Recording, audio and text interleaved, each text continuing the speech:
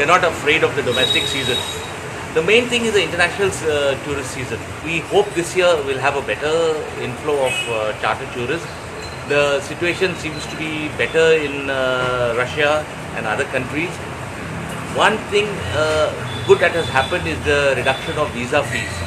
Now that is going to be that is a very encouraging aspect which the central government has taken care of. At the same time, the Goa government also needs to work and improve on the garbage and the infrastructure, because foreign tourists are very much concerned about garbage and infrastructure. Now this year we got a new market from the Polish. There's a charter coming in from Poland once in a week. Then we also have to look at other destinations which were coming to Goa earlier, like the Scandinavians, Swedish, and other countries. That can happen provided the government is a little proactive as far as reducing the costs. See, charters are mostly they come in bulk. It's a bulk movement, so they require some incentives at the airport. Little lower rates, parking slots. Probably some incentives have to be provided by the central government or by the state government, which can encourage greater movement of charters.